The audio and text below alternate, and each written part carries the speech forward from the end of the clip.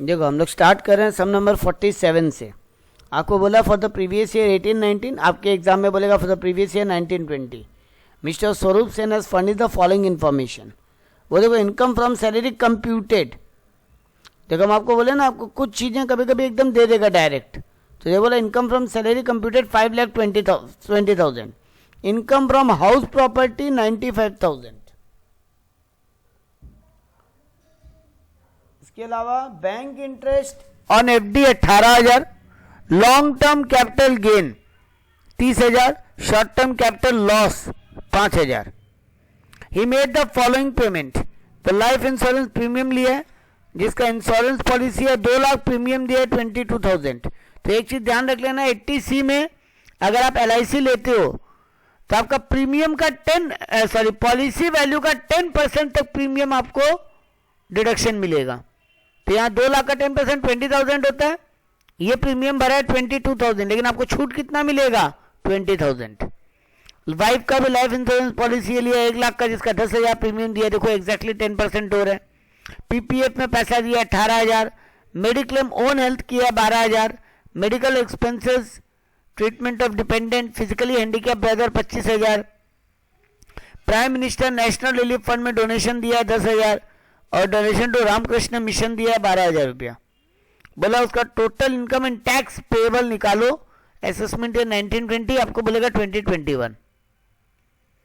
तो ये सब में आप गौर कर रहे हो, सैलरी इनकम भी है, HP इनकम भी है, अदर सोर्स भी है, कैपिटल गेन भी है, और इसके अलावा उसका कई एक जगह इन्वेस्टमेंट भी है।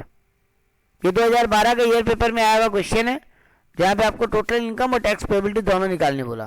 तो देखो पहले कंप्यूटेशन ऑफ टोटल इनकम किया है लोग। Salary income 5,20,000, income from house property 95,000।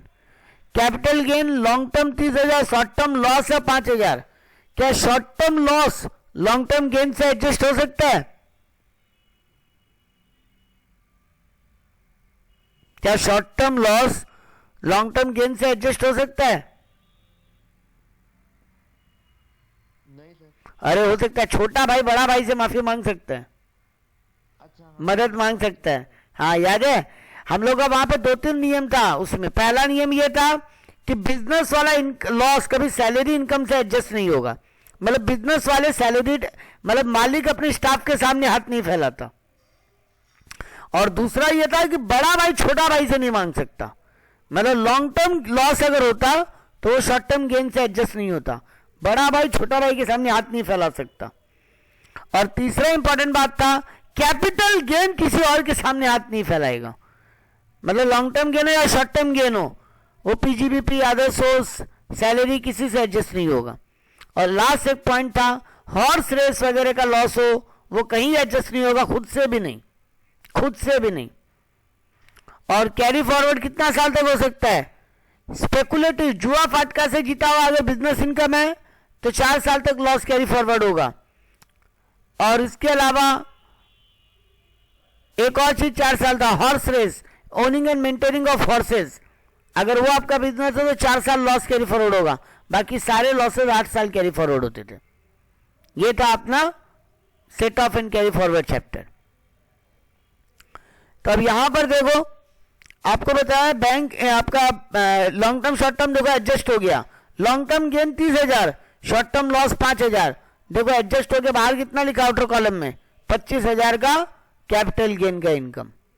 तो 5,20,000 आपका इनकम फ्रॉम सैलरी है, 95,000 आपका इनकम फ्रॉम हाउस प्रॉपर्टी है। कैपिटल गेन आपका है 25,000 और income from other source bank interest on FD कमाई 18,000। 6,58,000 का आपका इनकम है। अब आप डिडक्शन क्लेम करने गए तो ये देखो LIC का क्लेम हो गया 20,000, 22,000 की जगह 20,000 का क्लेम मिला। 10% of the policy value. Policy 2 lakh का था, प्रीमियम भरे थे 22,000, तो 22,000 छूट नहीं मिलेगा, 20,000 ही मिलेगा। वाइफ वाला पॉलिसी देखो 1 लाख का पॉलिसी था, 10,000 प्रीमियम भरे थे, पूरा 10,000 छूट मिल गया। इस 80C वाला सेक्शन में आपको हाईएस्ट कितना छूट मिल सकता है? इस 80C वाला सेक्शन में आपको हाईएस्ट कितना छूट मिल सकता है?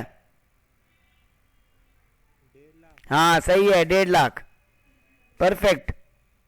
तो यहां पर क्या हुआ, 20,000 अपनी LIC का, 10,000 वाइफ की LIC का, और पब्लिक प्रोविडेंट फंड में पैसा जमा किए थे। तो LIC करें, PPF करें, नेशनल सेविंग सर्टिफिकेट में पैसा डालें, कहीं FD करें, तो 80C में छूट मिलता है।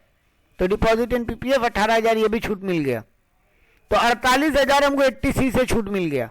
मिल सकता है पूरा 48? हाँ सर मिल सकता है, 1.5 लाख तक हाईएस्ट मिल सकता है आपको। मेडिक्लेम में क्या था, अगर हम सीनियर सिटीजन नहीं है तो 25,000 तक का छूट था, सीनियर सिटीजन है तो। अगर हम खुद के लिए पॉलिसी मेडिक्लेम करवा रहे हैं, खुद के लिए, स्पाउस के लिए और बच्चों के लिए, और अगर हम सीनियर सिटीजन नहीं है तो छूट कितना था, 25,000, और अगर हम सीनियर सिटीजन है तो वेरी गुड। तो यहां तो भैया वो मेडिक्लेम भरा है सर 12,000 रुपया। देखो सब में यहां वो मेडिक्लेम कितना भरा है, 12,000 रुपया, पूरा छूट मिल जाएगा उसको। और गार्जियन के लिए अलग से वो लिमिट मिलता, लेकिन यहां गार्जियन का कोई मेडिक्लेम नहीं करवाया। अच्छा 80DD मेडिकल डिपेंडेंट, वहां छूट क्या था, अगर वो सीवियरली डिसेबल है जो 1.5 लाख का छूट, और अगर नॉन सीवियरली डिसेबल है तो 75,000 का छूट। तो यहां पे कुछ बोला नहीं है, तो हमको कितना का छूट मिल जाएगा, 75,000। देखो यहां पर खर्चा किया खाली 25,000, ये एक मात्र डिडक्शन है। जहां पे आप खर्चा कम भी करोगे तो भी 75,000 या 1.5 लाख का छूट मिल सकता है आपको। ये एक मात्र डिडक्शन है, जहां पे आप कितना खर्चा किए उससे मतलब नहीं है।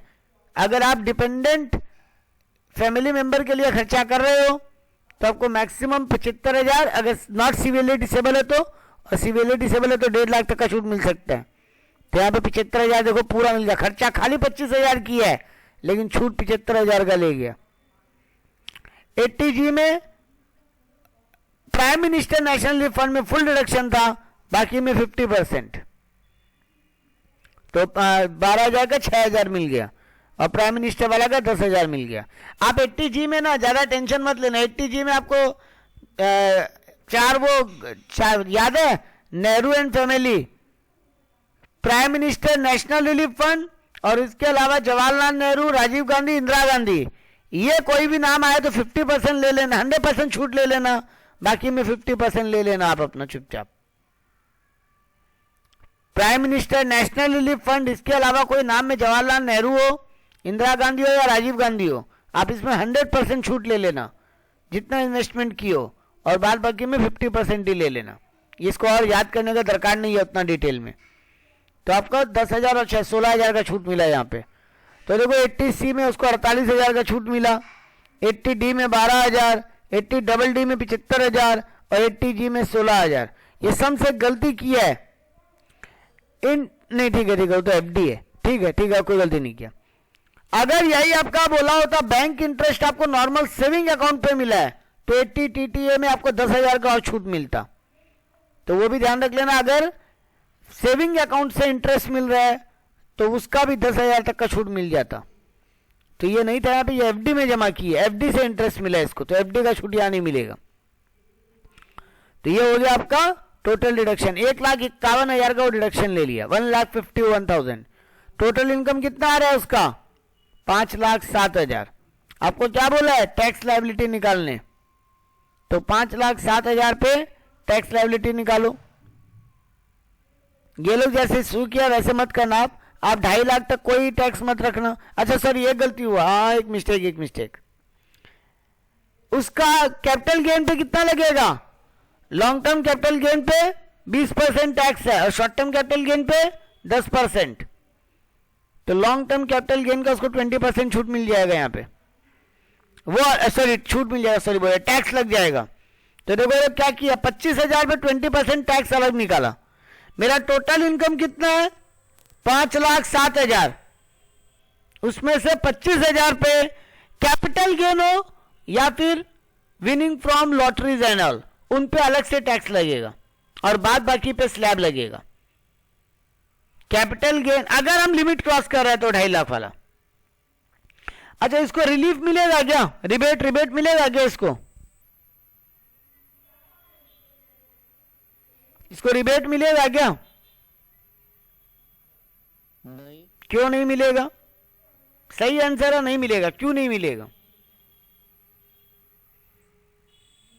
सर रिबेट का कुछ हाँ बोलो बोलो बोलो। क्यों नहीं मिलेगा इसका? आयुष कुछ बोल रहे थे, बोलो। वो तो जब रिबेट तो तब मिलता है सर जब वो पेमेंट 1 करोड़ से ऊपर है। ना ना ना ना ना ना ना ना, गलती कर रहे हो। सुनो मेरा बात, हम याद दिला देते हैं।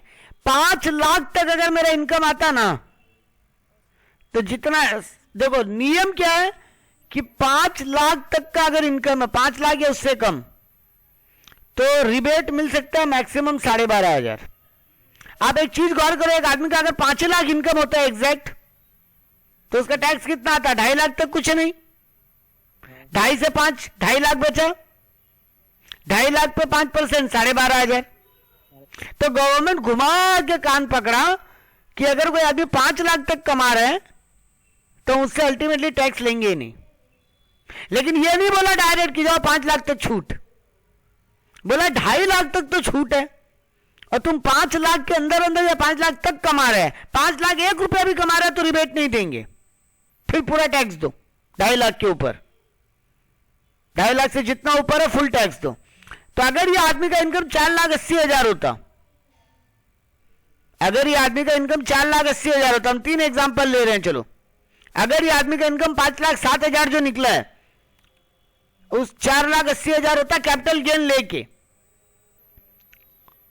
तो 4,80,000 उसका होता है इनकम।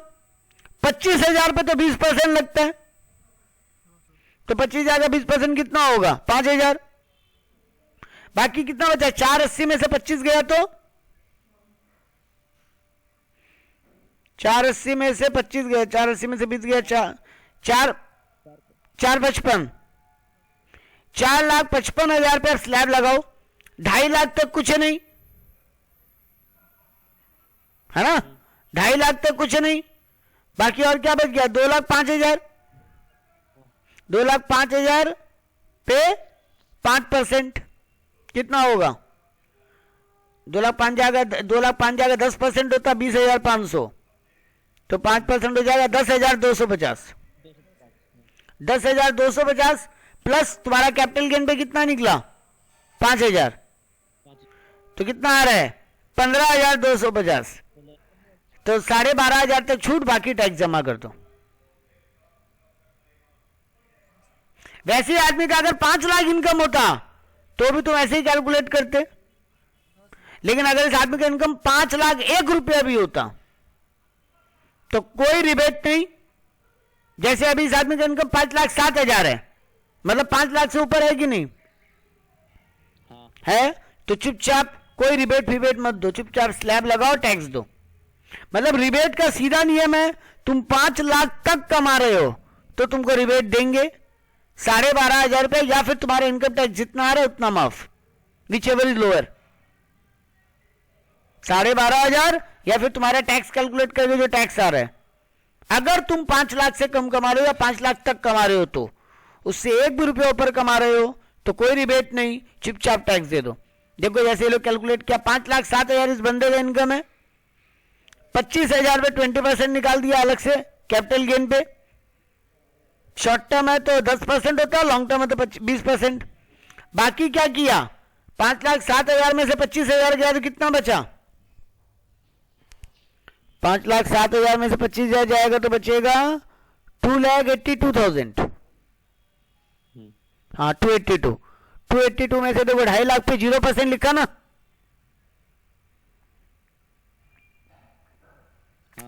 और बाकी 2,32,000 पे 5%। 5% टैक्स। हाँ, तो 2,32,000 का 5% प्लस 25,000 का 20%, जो आएगा वो तुम्हारा 17,260 टैक्स हो गया। ठीक है, हेलो, ठीक है। हाँ सर। तो आप लोग ये दिमाग हमेशा रखना कि आप 5 देख लेना, बंदे का 5 लाख क्रॉस अगर नहीं हो रहा है तो उसको 12,500 का रिबेट दे देना, और अगर 5 लाख क्रॉस हो रहा है तो कोई रिबेट मत देना, चुपचाप टैक्स कैलकुलेट कर देना। चलो एक सम सॉल्व करते हैं फटाफट जिसमें टैक्स कैलकुलेट करना हो। 48 हुआ, अभी 50 पे वो टैक्स कैलकुलेशन का एक सम्स है। यहाँ देखो, Miss Suparna Roy, age 46 year, a resident individual of India, furnish the following information of her income during the previous year 1920। आप लोग के लिए compute her total income and tax payable for the assessment year 1920। क्या क्या information दिया उसका? बोलो उसका ग्रॉस सैलरी है 5,41,000 ग्रॉस सैलरी, और प्रोफेशनल टैक्स दिया उस पर 2,000 रुपये, प्रोफेशनल टैक्स तो छूट मिलेगा उसको। Income from business owned by her 2 lakh, और उसमें अलाउेबल एक्सपेंसेस है 1,20,000। फैमिली पेंशन भी मिला उसको 10,000 पर मंथ का, ये अदर सोर्स हो जाएगा। उसके पापा मम्मी किसी का पेंशन उसको मिला होगा, या हस्बैंड का पेंशन मिला होगा, तो 10,000 रुपये वो भी हो जाएगा। Long term capital gain on sale of building 80,000 कमाया है। She received a share of income from individual HUF, income from HUF sorry, उसको एक एचयूएफ भी है जहां से 40,000 का इनकम मिला है। She deposited PPF 80,000 during the year, donation to national defence fund 25,000, repayment of house building loan 2.5 lakh का लोन पेमेंट किया एचडीएफसी बैंक के लिए। अच्छा 2.5 लाख का पेमेंट किया, इसमें 50,000 प्रिंसिपल है, कितना का छूट मिलेगा उसको? 2.5 लाख पूरा कि 2 लाख? 2 लाख। अच्छा मेडिकल प्रीमियम भी दिया है, हाँ क्योंकि इंटरेस्ट का छूट मिलना, ठीक बात है। तो पेड प्रीमियम, अच्छा medical insurance policy own health है 16,000 का चेक से जमा किया है। ये ध्यान रख लेना, अगर यहाँ बाइक कैश लिख देता ना तो बोलते 80D का क्लेम नहीं मिलेगा, क्योंकि मेडिक्लेम का नियम है 80D जो मेडिक्लेम है उसका सीधा नियम है चेक से, मतलब अदर देन कैश पेमेंट होना चाहिए। चेक, डीडी, एनईएफटी, आरटीजीएस, मतलब कोई भी वे में बैंकिंग ट्रांजेक्शन से पेमेंट होना चाहिए। कैश पेमेंट में अगर तुम मेडिक्लेम इंश्योरेंस पॉलिसी भरते हो छूट नहीं मिलेगा। तो चलो इसका कैलकुलेशन स्टार्ट करते हैं। देखो ग्रॉस सैलरी बता दिया था 5,41,000 है, उसको 2 छूट मिलेगा, याद है? स्टैंडर्ड डिडक्शन और प्रोफेशनल टैक्स, और एंटरटेनमेंट अलाउंस भी मिलता है अगर ये गवर्नमेंट एम्प्लॉय होता तो यहां पर उसको स्टैंडर्ड डिडक्शन, तुम लोगों के केस में स्टैंडर्ड डिडक्शन कितना है? 50,000। ये पिछला ईयर का, ये 18-19 का सम्स है, 18-19 का सम्स है, 19-20 का सम है। सैलरी में खाली एक ही चेंज है, स्टैंडर्ड डिडक्शन मिलता है 50,000 का। तो देखो वो किया, लेस स्टैंडर्ड डिडक्शन 40,000, तुम लोग कर देते 50,000, प्रोफेशनल टैक्स 2,000 उसके नाम पे जमा हुआ, वो भी छूट ले लिए, 42,000 का छूट मिला, 4,99,000 उसका सैलरी इनकम हो गया। इनकम फ्रॉम हाउस प्रॉपर्टी में कुछ बोला है? नहीं, यानी घर क्या है? सेल्फ ऑक्युपाइड, क्योंकि घर के लिए देखो लास्ट सेकंड पॉइंट क्या है? Repayment of house building loan, यानी घर बनाया होगा इसलिए लोन लिया, या घर खरीदा होगा इसलिए लोन लिया है। तो क्या छूट मिलता है? इंटरेस्ट ऑन लोन, याद है? एनएवी नील, एनएवी तक सब कुछ नील है, स्टैंडर्ड डिडक्शन मिलेगा नहीं, 30% ऑफ एनएवी, क्योंकि यहां पे एनएवी नील है। और इंटरेस्ट ऑन लोन, अगर अपना ओन घर है तो कितना छूट मिल सकता है मैक्सिमम? अगर 1499 के पहले का घर है तो 30,000 का छूट, 1499 के बाद का घर है तो 2 लाख तक का छूट। तो इसको 2 लाख का इंटरेस्ट ऑन लोन का पूरा छूट मिल गया। चलो हाउस प्रॉपर्टी से इनकम आ रहा है निल, सॉरी नेगेटिव इनकम आ रहा है हाउस प्रॉपर्टी से, नेगेटिव इनकम आ रहा है हाउस प्रॉपर्टी से। Profit from business and profession 2 lakh कमाया बिजनेस से, जिसमें 1,20,000 अलाउबल एक्सपेंसेस भी है, मतलब उतना इनकम टैक्स अलाउ किया है, तो भैया 80,000 कमाया बिजनेस से। लॉन्ग टर्म कैपिटल गेन बोल रहे हैं 80,000 कमाया है, चलो लॉन्ग टर्म कैपिटल गेन भी 80,000 लिख दिए। इनकम फ्रॉम अदर सोर्स में देखो फैमिली पेंशन कमाया है, छूट कितना मिलता है? 15,000 और 1/3 which ever is lower. Family pension में जितना पेंशन मिला है minus 1/3 of the pension of 15,000 which ever is lower का डिडक्शन है फैमिली पेंशन में। अदर सोर्स में, अदर सोर्स में 2 ही सेक्शन है जहां डिडक्शन है, एक तो ये और एक बच्चे का अगर है ना फीस स्कूल फीस पेमेंट कर रहे हो तो मैक्सिमम ऑफ 1,000 रुपीज एक डिडक्शन मिलता है। बस 2 ही अदर सोर्स में याद रखने लायक डिडक्शन से, यहाँ पे कुछ छूट के साथ टैक्सेबिलिटी आता है। तो स्टैंडर्ड डिडक्शन मिला 1/3 ऑफ 1,20,000 का 1/3 कितना होगा?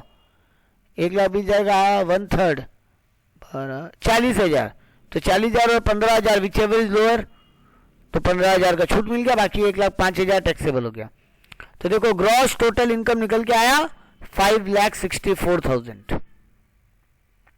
अब इसको 80 का डिडक्शन मिला, 80C में पीपीएफ में 80,000 मिला, हाउसिंग लोन में 50,000 ही क्यों मिला? ओ अच्छा, सॉरी, एक ब्लंडर हुआ बहुत बड़ा।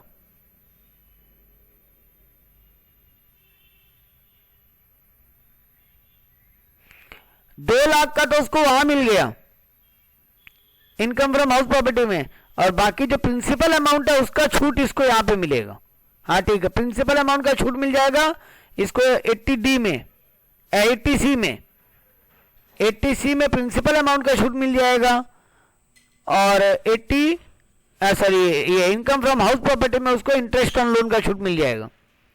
तो 80,000 और 50,000, 1,30,000 का मैक्सिमम 80C में कितना मिल सकता है? 1,50,000। इसका आ रहा है 1,30,000, तो पूरा मिल जाएगा। 80D का खुद का मेडिक्लेम भरा है, चेक से पेमेंट किया, 25,000 तो छूट मिल सकता है, लेकिन मेडिक्लेम जमा ही 16,000 दिया तो 16,000 का छूट मिल जाएगा। 80G में डोनेशन दिया नेशनल रिलीफ फंड में, तो वो छूट मिला, तो आया 1,71,000 का डिडक्शन। नेशनल रिलीफ फंड में कितना पैसा जमा किया? 25,000, पूरा नेशनल डिफेंस फंड, पूरा छूट मिल गया, तो आया मेरा 1,71,000 का छूट, तो 3,93,000 मेरा इनकम आ रहा है। ये लोग रिबेट दिया है, देखो यहाँ पे रिबेट नहीं दिया, हाँ दिया है रिबेट। तो देखो अब ये लोग इनकम टैक्स कैलकुलेशन स्टार्ट करते हैं। लॉन्ग टर्म कैपिटल गेन 80,000, पूरा 20% टैक्स, 16,000 का टैक्स लग गया। बाकी इनकम पे 2.5 तक नील, 3,93,000 में से 83,000 गया तो 3,13,000 बचा, 3,13,000 पे 5% 63,000, तो 63,000 पे 5% 3,150, तो मेरा 19,150 का, इसको रिबेट क्यों नहीं दिया?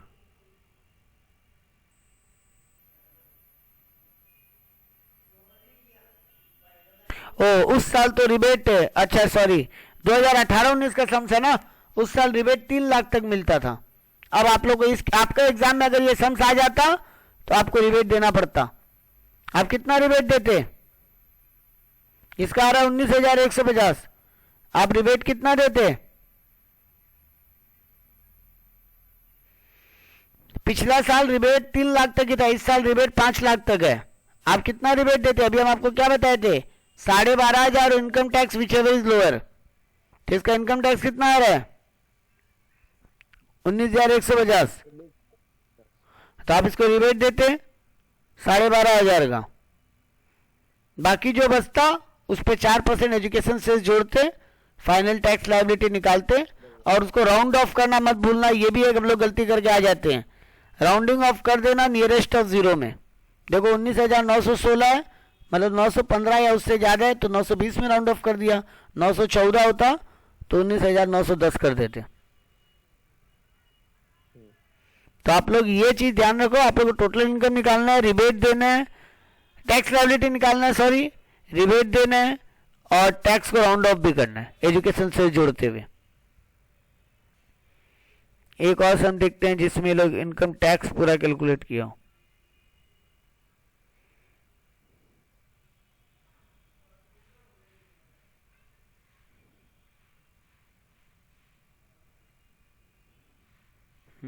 ये सम नंबर 54 देखते हैं।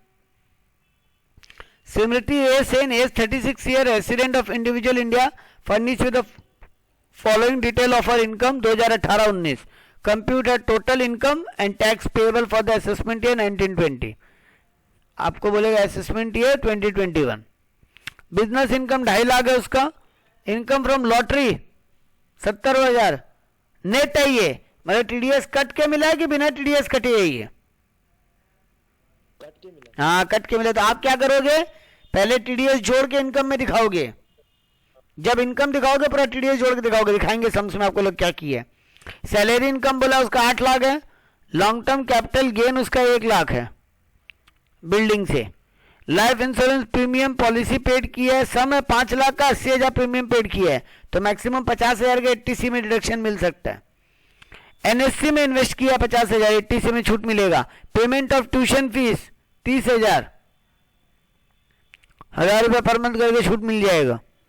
Medical insurance premium paid for himself 10,000, medical insurance premium paid for father 19,000, C incurred expenditure for medical dependent brother 25,000। और एक भाई है जो, अच्छा वो भाई सफरिंग फ्रॉम सेरेबल पैलेसी है, सीवियर डिजीज है, डिपेंडेंट ब्रदर है और सीवियर डिजीज से सफर कर रहा है, और एक रिकॉग्नाइज पॉलिटिकल पार्टी को 20,000 रुपया डोनेशन दिए। तो अब आपको बोला है उसका इनकम भी कैलकुलेट करके बताओ और टैक्स पेएबल भी निकालो। तो देखो बाकी तो नॉर्मल है। सैलरी से कितना कमा रही है, सैलरी इनकम कंप्यूटेड लिखा है 8 लाख, तो हम बस डायरेक्ट 8 लाख लिख दिए, मेरा झमेला खत्म। मतलब सब डिडक्शन माइनस करके निकाला होगा ये लोग। इनकम फ्रॉम बिजनेस कितना बोला है 2.5 लाख, तो वो भी डायरेक्ट लिख दिए। Income from capital gain 1 lakh बोला था, घर बेच के तो 1 लाख लिख दिए। ये देखो लॉटरी इनकम को क्या किया है, 70,000 अपने आप में 70% है, 70,000 डिवाइडेड बाय 70 इंटू 100, 1 लाख निकाल के पूरा लिखा है। देखो जब आप ग्रॉस टोटल इनकम बताओगे आपको टोटल इनकम बताना पड़ेगा पहले, उसके बाद में आप माइनस ले लो, क्योंकि टीडीएस का छूट ले लेना टैक्स देते वक्त, टैक्स कैलकुलेट करते वक्त टीडीएस माइनस कर लेना भले 30,000 का, क्योंकि आपके नाम पे टीडीएस ऑलरेडी जमा हो गया 30,000 का, बट यहां पर इनकम फुल फ्लेजेड शो करना। तो देखो पूरा 1 लाख लॉटरी इनकम शो की है। आ गया ग्रोस टोटल इनकम 12.5 लाख। अब बोला डिडक्शन, तो देखो 80C में 80,000 का प्रीमियम भरा था अपने लिए LIC का, लेकिन 50,000 की छूट मिला क्योंकि पॉलिसी वैल्यू 5 लाख है, उसका 10% 50,000। NSC में 50,000 जमा किया है। Tuition fees, payment of tuition fees पूरा डिडक्शन मिल गया 30,000, एक बच्चे तक का छूट है, एक बच्चे तक का, तो पूरा 30 से 1,30,000 का छूट मिल गया। 80D में मेडिक्लेम खुद का 10,000 और फादर का 19,000। डिपेंडेंट का मतलब क्या हो गया, माँ बाप, बच्चे, स्पाउस। ब्रदर को LIC मेडिकल पेमेंट करने से कोई छूट नहीं मिलेगा। 80D में ब्रदर का कोई छूट नहीं है, अपने लिए, स्पाउस के लिए, बच्चों के लिए और पेरेंट के लिए एक अलग से छूट है। तो पेरेंट का पूरा 19,000 छूट मिल गया। तो अपना 10,000, पेरेंट का 19,000, 29,000 का 80D में छूट मिल गया। 80DD में भाई के लिए पूरा छूट मिल जाएगा। सीवियर डिजीज है, सॉरी मेरा वहां पे गलती हुआ था पिछले वाला सम्स में बताते वक्त, 75,000 और 1,25,000 है। 75,000 नॉन सीवियर डिसेबल रिलेटिव के लिए और सीवियरली डिसेबल रिलेटिव के लिए 1,25,000, 1.5 लाख नहीं था, 1,25,000 था, तो यहाँ पे 1,25,000 का छूट मिला। और मेडिकल, पॉलिटिकल पार्टी को जितना डोनेशन दियो पूरा छूट ले लो, पॉलिटिकल पार्टी को जितना डोनेशन दियो पूरा छूट ले लो, तो पूरा 20,000 का छूट मिल गया। तो टोटल 3,04,000 का छूट मिला। तो 9,46,000 टोटल इनकम कहलाया उसका, 9,46,000। जो यहाँ पे long term capital gain 1 lakh पे 20% 20,000, लॉटरी इनकम 1 लाख पे 30% 30,000। तो ये देखो पूरा आला निकाल दिया, तो 2 लाख पूरा निकाल दिया। 9,46,000 में से बचा 7,46,000, तो 2.5 लाख तक नील। 2.5 लाख से 5 लाख 5% 12,500, और 5 लाख से 10 लाख 20%। तो यहाँ पे 5 लाख से 7,46,000 टूर है, तो 2,46,000 पे 20% 49,200। देखो 61,700 टैक्स आया। 30,000 का तुम्हारा लॉटरी इनकम का टैक्स है और कैपिटल गेन का टैक्स 20,000, तो टोटल टैक्स बनता है तुम्हारे 1,11,700।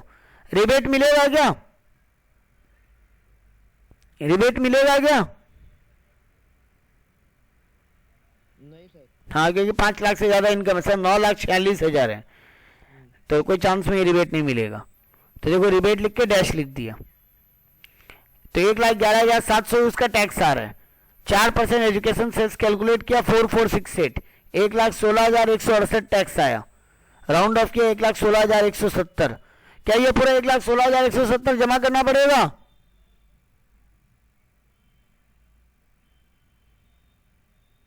क्या ये पूरा 1,16,170 जमा करना पड़ेगा? नहीं, लॉटरी इनकम का टैक्स नहीं हटाओगे, लॉटरी इनकम का टैक्स तो ऑलरेडी जमा है ना भाई।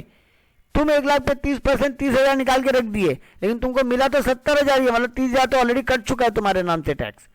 तो 1,16,000 में से 30,000 माइनस कर लो, जो बचेगा वो तुमको टैक्स जमा देना पड़ेगा। टीडीएस माइनस करने मिलेगा। तुम्हारे नाम पे ऑलरेडी टीडीएस कट गया है 30,000 लॉटरी इनकम का, तो वो यहाँ पे 1,16,170 में माइनस करो, जो बचे उस पर टैक्स जमा करो।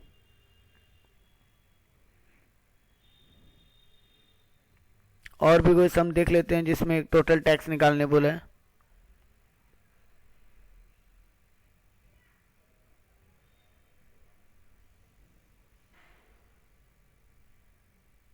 ये वाला सम में भी देखो अच्छा सम है। मिस्टर एस बर्धन, एक resident of India, employed in a public limited company, he receive net salary of 1,37,200। उसके हाथ में कट के सैलरी से कट के 1,37,200 हाथ में आते हैं। During the year after deduction of TDS, उसका एम्प्लॉयर उसका टीडीएस काट लेता है 1,800 रुपया। And own contribution to RPF, उसका अपना आरपीएफ में कंट्रीब्यूशन है 1,000 रुपया। एम्प्लॉयर कंट्रीब्यूशन भी उतना ही है, मतलब 1,000 रुपया एम्प्लॉयर भी जमा करता है। उसका टोटल इनकम प्रीवियस ईयर में बताया, देखो इनकम फ्रॉम हाउस प्रॉपर्टी बताया 30,750। एक बिजनेस भी कैरी करता है, उससे 2,36,000। फिक्स्ड डिपॉजिट एसबीआई से इंटरेस्ट कमाया 4,200। एक नेशनल सेविंग सर्टिफिकेट में इन्वेस्टमेंट करके रखा है, उसका भी इंटरेस्ट कमाया है 6th ईयर का, मतलब करंट ईयर का इंटरेस्ट 1,250 है और टोटल इंटरेस्ट 2,250। एक बिजनेस से लॉस भी खाया 13,200 का। He claim deduction in respect of the following, वो बोल रहे एक मेडिकल इंश्योरेंस पॉलिसी की लेकर रखा है 42,000 रुपये का, उस पर 4,000 का प्रीमियम जमा दिया है वाइफ के लिए, तो पूरा मिल जाएगा 4,000। हाँ, क्योंकि 4200 का 10% 4,200 होता है और वो तो प्रीमियम 4,000 ही भरा है, तो 10% से कम हो या 10% तक छूट मिलता है। नेशनल सेविंग सर्टिफिकेट में 7,500 रुपये जमा करके रखा है और नेशनल डिफेंस फंड में डोनेशन भी दिया है 3,000 रुपये का। तो national defence fund, national relief fund, इन सब में 100% छूट है। तो देखो बेसिक सैलरी वो देखो पहले कैसे कैलकुलेट किया, टीडीएस देखो जोड़ लिया। हर बार आपको इनकम कैलकुलेट करते समय अपना टीडीएस जोड़ लेना है। इनकम कैलकुलेट करते समय आपको अपना टीडीएस पीडीएस सब जोड़ लेना है। क्यों? क्योंकि आपको पता है कि आपको एक बार टोटल इनकम दिखाना है, उसके बाद नीचे टैक्स जमा देते समय जो टीडीएस बॉस काटा है वो माइनस कर लेना, टैक्स जमा मत देना उतना रुपया का, बट इनकम कैलकुलेट करते समय फुल इनकम कैलकुलेट करके दिखाना है। तो देखो बेसिक सैलरी 1,37,200, 1,800 उसका टीडीएस कटा प्लस 1,000 रुपया उसका पीएफ का पैसा भी कटा है, तो वो भी जोड़ लिया 1,40,000। हाँ, अब कंट्रीब्यूशन टू पीएफ बोल के 1,000 रुपया माइनस भी कर लिया, वो ठीक है, लेकिन इनकम दिखाते समय पूरा दिखा दिया। तो 1,40,000 रुपया उसका इनकम हुआ क्रॉस सैलरी। डिडक्शन कितना मिलेगा? 50,000 अपने वाले नए सेक्शन में नए ईयर में, तो 50,000 का यहाँ पे स्टैंडर्ड डिडक्शन 40,000 दिखाया, तो आपका 1,00,000 इनकम हो गया। हाउस प्रॉपर्टी से कमाई हुआ है 30,750 का। देखो एक बिजनेस से कमाया 2,36,000 और एक बिजनेस से लॉस हुआ है 13,200 का, तो प्रॉफिट लॉस एडजस्ट हो गया। बिजनेस टू बिजनेस तो एडजस्ट हो ही सकता है। हाँ, अगर ये स्पेकुलेटिव बिजनेस होता तो एडजस्ट नहीं होता। नॉन स्पेकुलेटिव बिजनेस है, नॉर्मल बिजनेस, वो एडजस्ट होते हैं। तो 2,22,800 का ये इनकम निकला। अदर सोर्स में इंटरेस्ट कमाया एफडी से, इंटरेस्ट कमाया नेशनल सेविंग सर्टिफिकेट से, वो सब जोड़ा तो 3,60,000 का उसका ग्रॉस टोटल इनकम आया।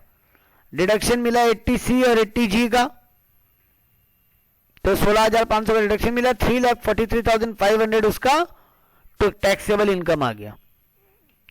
3,43,500 उसका टैक्सेबल इनकम आ गया। ये देखो तुमको 80C का पूरा कैलकुलेशन करके दिखाएगी। 80C का 13,500 कैसे आया। आरपीएफ में 1,000 रुपया जमा हुआ, वो छूट मिलेगा।